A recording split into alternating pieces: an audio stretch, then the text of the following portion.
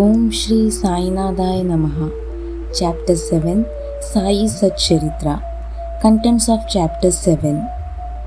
The wonderful incarnation, Sai Baba's behavior, his yogic practices, his all-pervasiveness, the leper devotee's service, Master Kapardi's plague and going to Pandharpur. The wonderful incarnation. Sai Baba knew every yogic practice possible. He was well versed in 6 processes, which included Dauti, stomach cleaning by a moistened piece of linen 3 inches in breadth and 22.5 inches in length. Kanda Yoga, separating his limbs and joining them again, and Samadhi. If you thought that he was a Hindu, he looked like a Muslim. If you thought he looked like a Muslim, he appeared to be a pious Hindu. No one really knew whether he was a Hindu or a Muslim. He celebrated the Hindu festival of Ramanavami with all due formalities and at the same time permitted the sandal procession of the Muslims. He encouraged whistling birds in this festival and gave good prizes to winners. When it was time for Gokulashtami, he got the Gopal Kala ceremony duly performed. And during the Eid festival, he allowed Muslims to say their prayers in his masjid. Once, during the Muharram festival, few Muslims proposed constructed a tajia or tabut in the masjid, keeping it there for few days and afterwards taking it in procession through the village. Sai Baba allowed keeping the tabut for 4 days and on the 5th day had it removed without the least compensation. If we were to say that he was a Muslim, his ears were pierced according to the Hindu custom at that time. If you think he was a Hindu, he advocated the practice of circumcision, though according to Mr. Nana Sahib Chandorkar, who observed him closely, Baba was not circumcised. If you call him Hindu, he always lived in the masjid. If Muslim, he always had the duni scared fire during burning there. He also allowed the following things which are contrary to Muslim religion: blowing of the conch, ringing of bells, oblation to the fire, bhajan and worship of Baba's feet with water. If you think that he was a Muslim, the best of Brahmins, forgetting their orthodox ways, fell prostrate at his feet. Those who went to find out about his origins were dumbfounded and were captured by his darshana. Thus, no one could discern whether Sai Baba was a Hindu or Muslim. This is not surprising, for he who completely surrenders himself to the Lord and gets rid of the egoism and body consciousness thus becomes one with him. Therefore, he has nothing to do with any question of religion. Sai Baba was such a being and saw no difference between religions or between beings. He ate meat and fish with fakirs but did not grumble when dogs tried to eat from his dish. Sai Baba was such a unique and wonderful incarnation. On account of the merits in my past birth, I had the good fortune to sit at his feet and enjoy his divine company. The joy and delight I derived therefrom was incomparable. In fact, Sai Baba was pure divine bliss and consciousness. I cannot sufficiently describe his greatness and uniqueness. He who took delight at Baba's feet was established in his own self. Many sannyasis, sadhakas, and all sorts of men aspiring for salvation came to Sai Baba. He always walked, talked, and laughed with them, and always said the words Allah Malik, God is the sole owner. He never liked discussions or arguments. He was always calm and controlled, though irritable at times.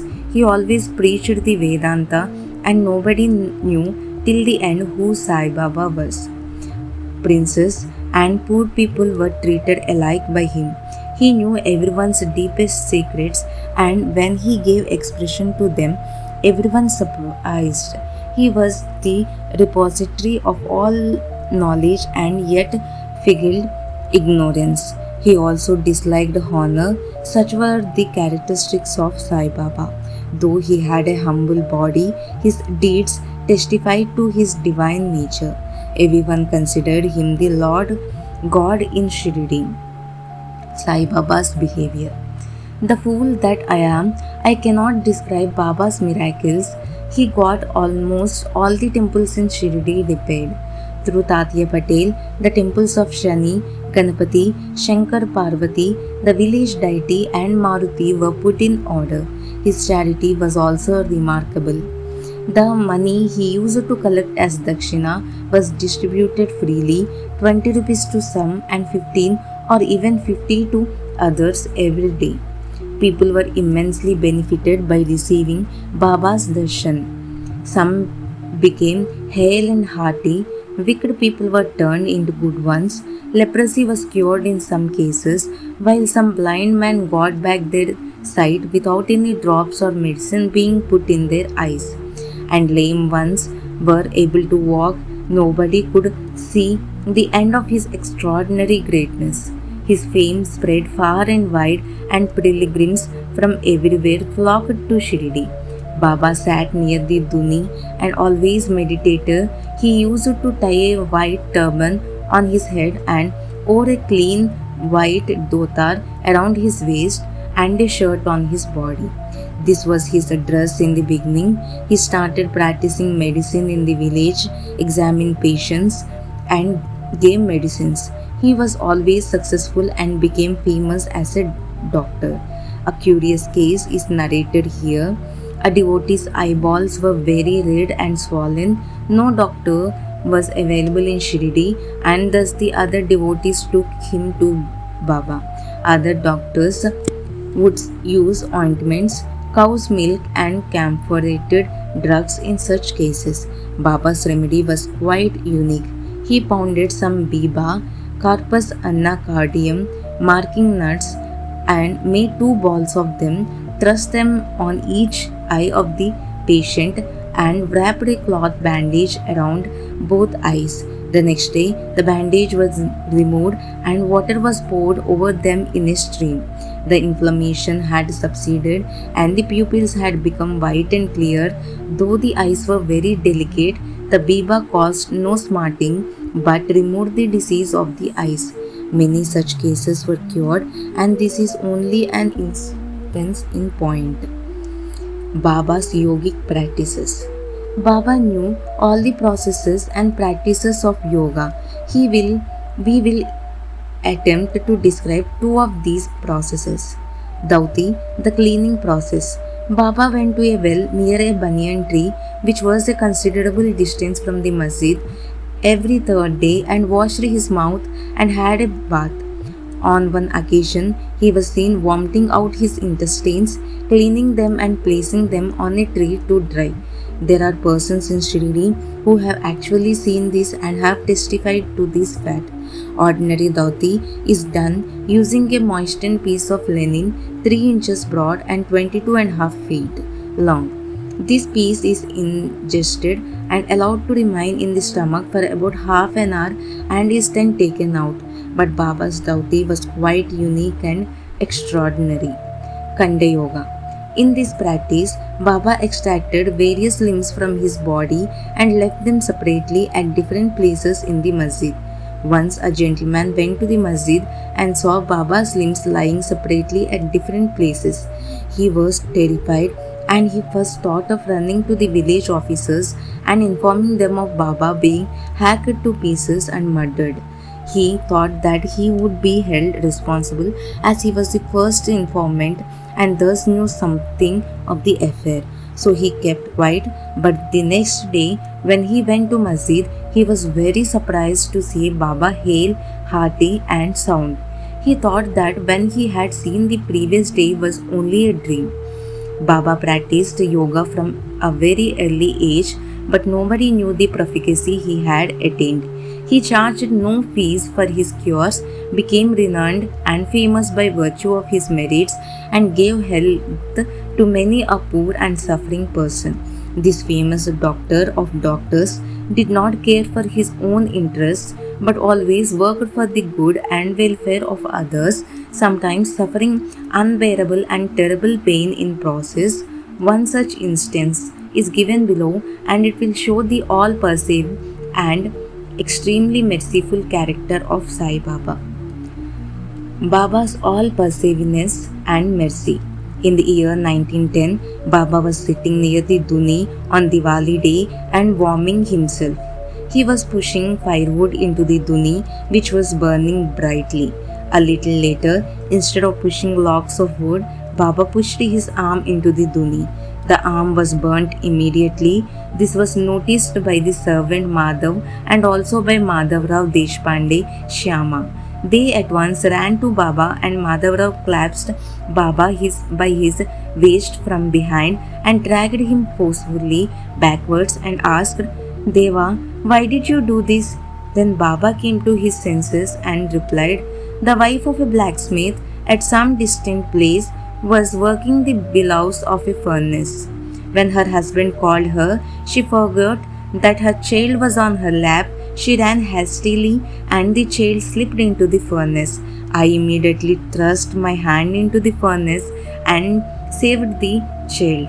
I do not mind my arm being burnt, but I am glad that the life of the child was saved. The Lipat devotee service. On hearing the news of Baba's hand being burnt, Mr. Nana Sahib Chandokar, accompanied by the famous Dr. Parmanand of Bombay with his medical kit consisting of ointments, lint and bandages, rushed to Shirdi. Nana Sahib requested Baba to allow Dr. Parmanand to examine the arms and dress the burn, but Baba refused this treatment. Since then, the arm was dressed by the Lipat devotee Bhagoji Bai Shinde.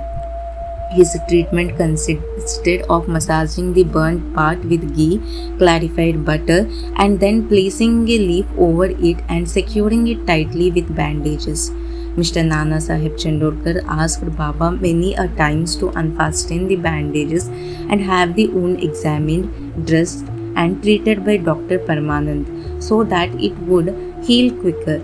Dr. Parmanand himself made similar requests, but Baba postponed it, saying that Allah was his doctor and that Allah did not allow his arm to be examined. Dr. Parmanand's medicine were not exposed to the air in Shirdi, but he had the good fortune of receiving Baba's darshan. Bhagoji was allowed to treat the hand daily, and after few days the arm healed and everyone was happy. We do not know whether any trace of pain remained. Every morning, Bhagoji went through his program of loosening the bandages, massaging the arm with ghee, and tightly bandaging it again. This went on till Sai Baba's Mahasamadhi death. Sai Baba, a perfect sage, did not really need this treatment, but out of love for his devotee, he allowed the Upasana service to go on uninterrupted. When Baba left for the Lendi, Bhagoji held an umbrella over him and accompanied him. Every morning, when Baba sat near the post close to the Duni, Bhagoji was present and started his service. Bhagoji was a sinner in his past birth. He was suffering from leprosy. His fingers had shrunk and his body was full of pus and smelled badly.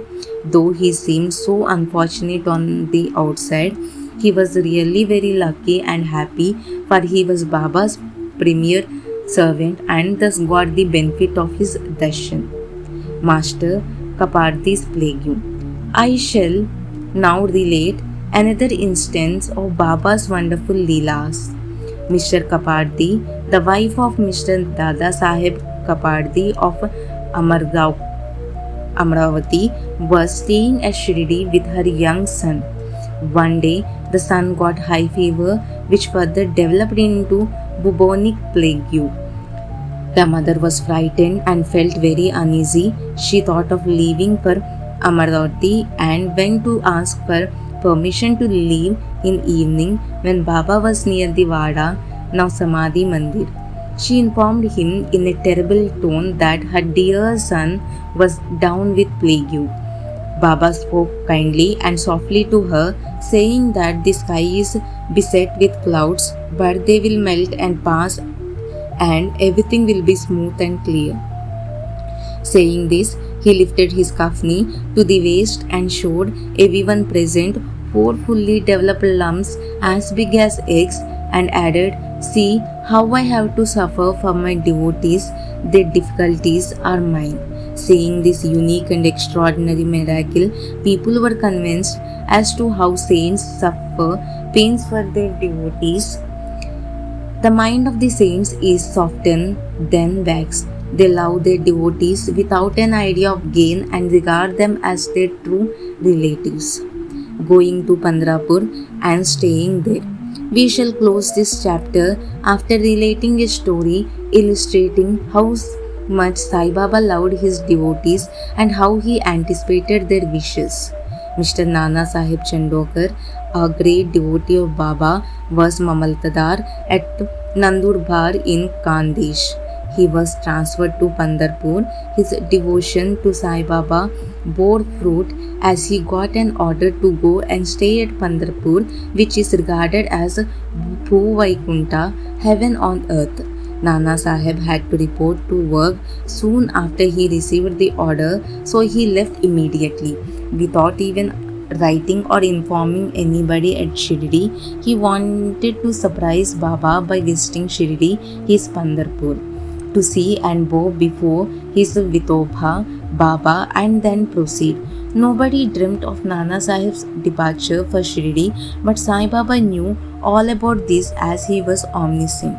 As soon as Nana Sahib approached Nimgaon, a few miles from Shirdi, there was a stir in the masjid at Shirdi. Baba was sitting and talking to Mahal Sapti, Appa Shinde and Kashiram when he suddenly said, "Let us all sing some bhajans. The doors of Pandari, the Pandrapur Maharaj are open. Let us sing merrily." Then they all began to sing, the theme of the song being, "I have to go to Pandarpur and I have to stay there, for it is the house of my Lord." Baba sang and the devotees followed him. A short while later, Nana Sahib arrived in Shirdi with his family, prostrated before Baba and requested him to accompany them to Pandarpur and stay there with them.